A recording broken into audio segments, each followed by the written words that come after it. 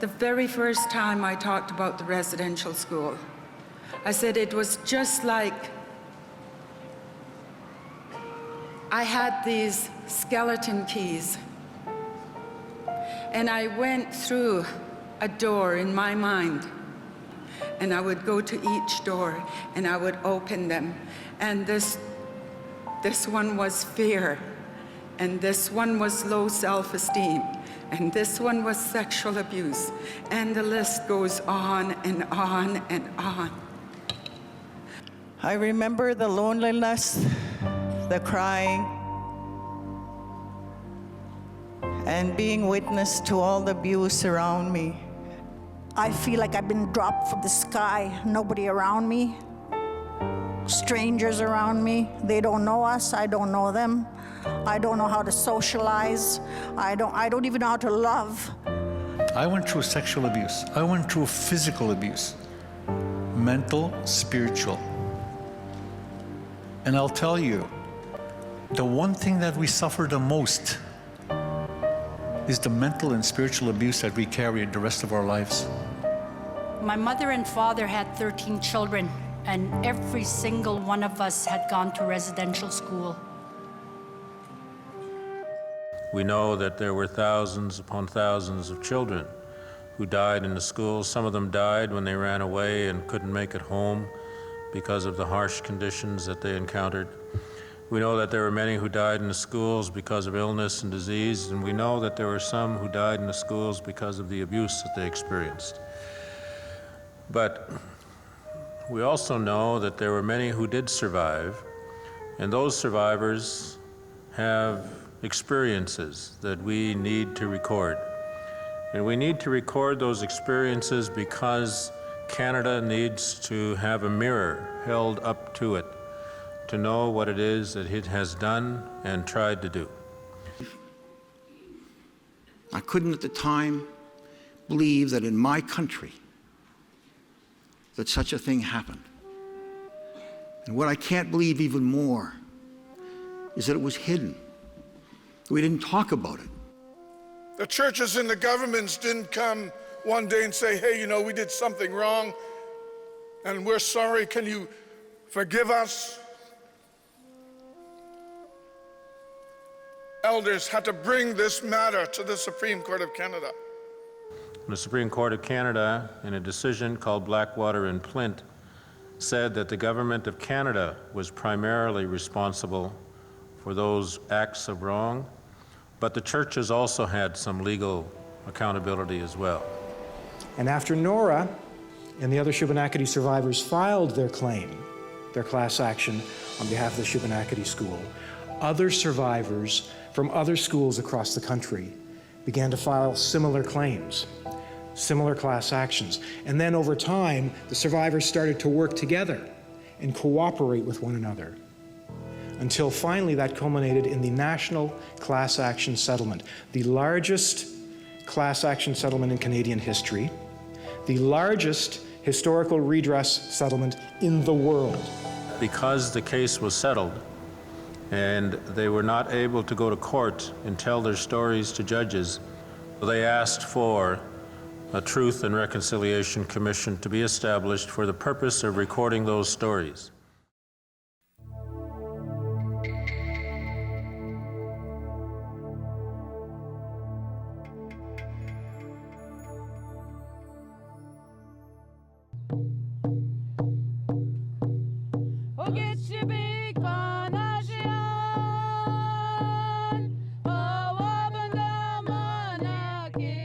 What you have when you're doing a pipe ceremony then is you have the whole universe looking in on you.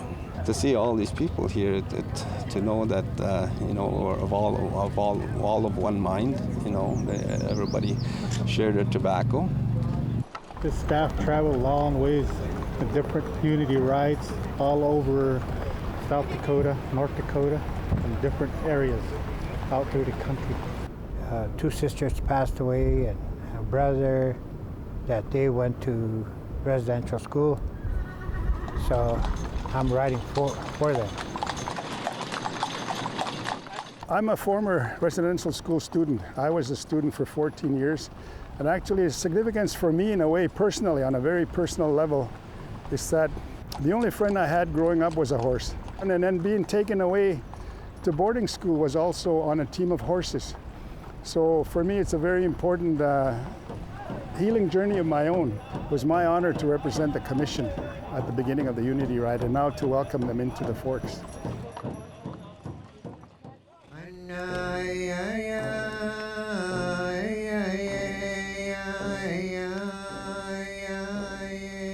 Far too many still know too little about Canada's residential schools and their legacy.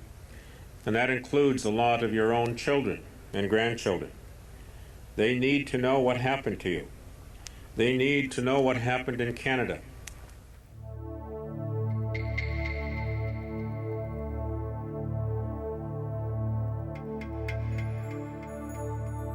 As a survivor of the Shubenacadie Indian Residential School, I am here to verify we were treated like a herd of animals. I saw children shivering in their beds because of the thin blankets. I saw girls forced to eat their own vomit. And my life will never be the same because of all the trauma and terror I experienced in that school system. And I used to look at the stars and I used to think, my mom and dad are seeing the same stars I'm looking at.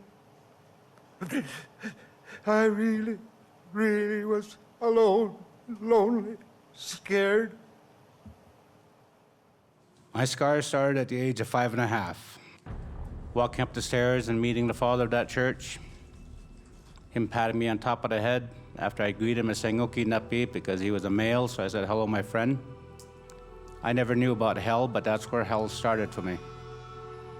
I was picked up by my ears and carried into the back office, stripped naked and beaten unconscious because I spoke the language of the devil.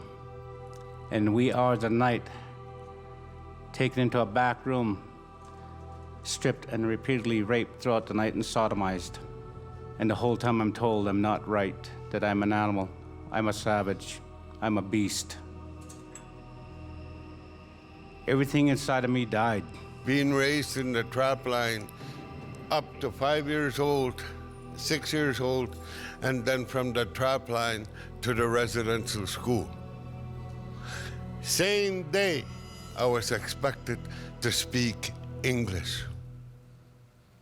The temperament and behavior of the nun in charge was a learned behavior for me. The same harsh, controlling behavior they used, I used on my children. They can verify this for you. The guilt and shame I feel for the way I treated them is overwhelming at times. Many of you have told us that the greatest challenges you face are within your own homes.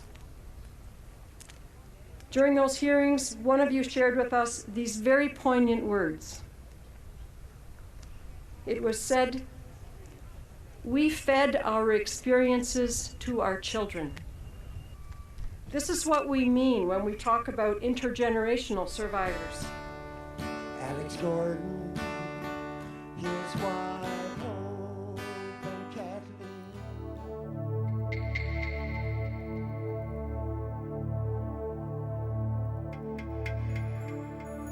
The role of a witness on behalf of the Truth and Reconciliation Commission is to attend the gatherings, to hear the stories of survivors, to not only observe them, but to take them in, and then to take them out again and share them with as many people as possible. I carried your pain for a day, and it hurt me. I carried your pain for a day, and it moved me to do my best to be a witness to your pain, to listen to your struggle, to carry this message of our journey together to others. Our commitment as honorary witness is about that. Our responsibility to make sure that the facts can resonate. I made a new friend, another survivor, Faye, who told a very painful story of sexual abuse. but then lightened up when she said, even though my great-grandparents went to residential schools, my grandparents went to residential schools, my parents went to residential schools, and I went to a residential school, I am the first person in living memory in my family to raise my own children. Every story must be heard. Every child must be carried. And when we do that, as witnesses, we witness our own transformation. We should not be called honorary witnesses. We should be called honored witnesses, because we are truly honored to be part of what you were doing. We acknowledge your bravery. We acknowledge the pain you've been through, and also draw attention to what may be a miracle, that after all of those efforts to knock the Indian out of you, you are still Indian today. What happened at the residential schools was the use of education for cultural genocide. And that the fact of the matter is, yes, it was. They call a spade, and what that really means is that we've got to offer Aboriginal Canadians, without any shadow of a doubt, the best education system that is possible to have. We know that among you are the future leaders of this country, and you are going to have to come to terms with this history that you're going to hear a little bit about. And we know that's a difficult process, but it all starts with three things. You must watch, you must listen, and you must show respect. My grandparents, my mom, been through this residential stuff, so I just really wanted to know more about it. I've learned a lot, actually, considering that my grandma didn't tell me very much or anything. It bothers me a lot, and now I realize like why my dad drank so much when I was a little kid, I guess. It'll kind of change the way I think about things, like how it would like affect someone's life and their kid's life for like generations. That's one of the worst things that Canada did. I hope events like this just are able to bring closure to a lot of horrible things that happened, and I hope a lot of people now recognize that the crime happened and that we need to make amends for it.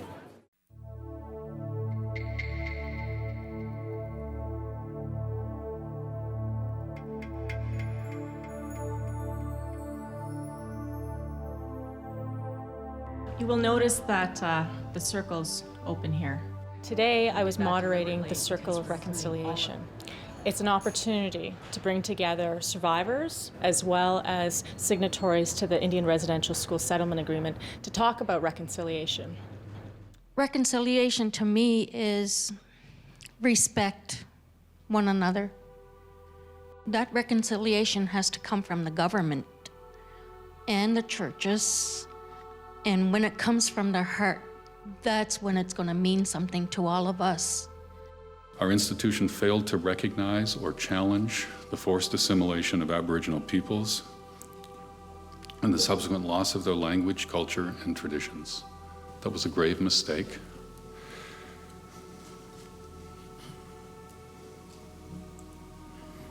It is our responsibility. We are sorry. It's important to the Aboriginal community to actually see that this dialogue isn't just one-sided, that they are part of this conversation, that they are committed to working towards reconciliation, that they being the government, the churches, that they do come and join this circle. We represent here today, we hope, an expression of reconciliation that reaches out to the survivors of residential schools.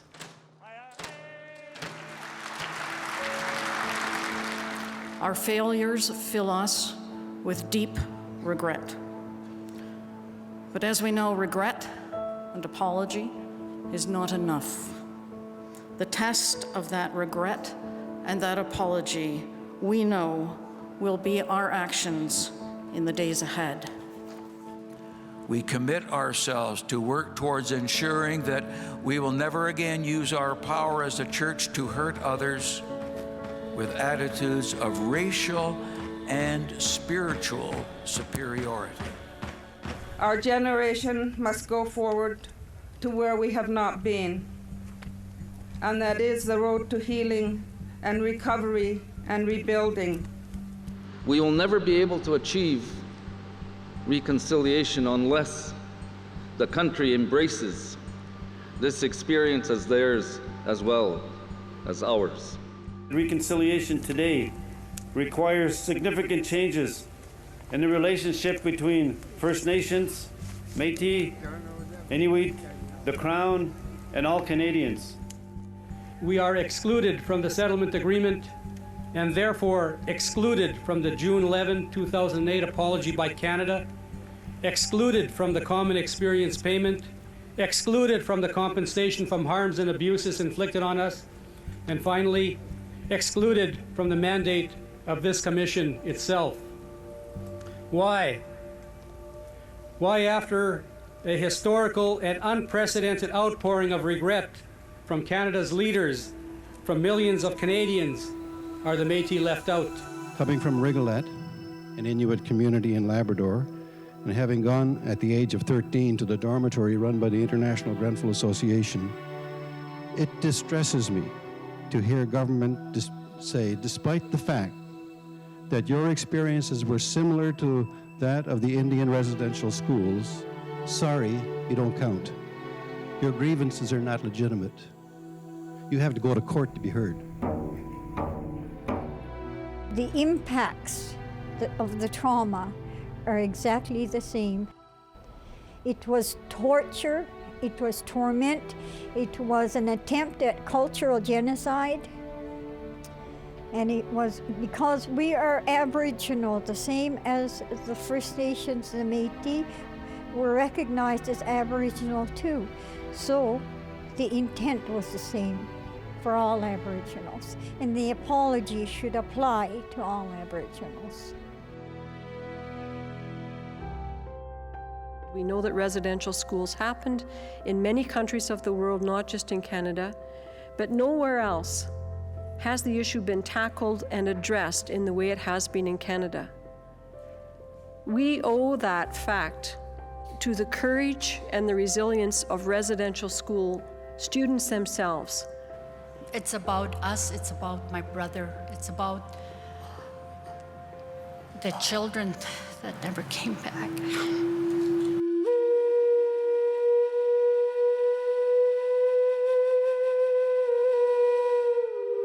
By forgiving the church, by forgiving the abusers, and not carrying all of that garbage with us wherever we go, we invest in our own healing.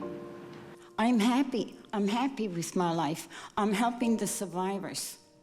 That's what I want to do, and I'm happy. My happiness is my revenge. People ask me, what do you expect to achieve? The answer is freedom. I am free.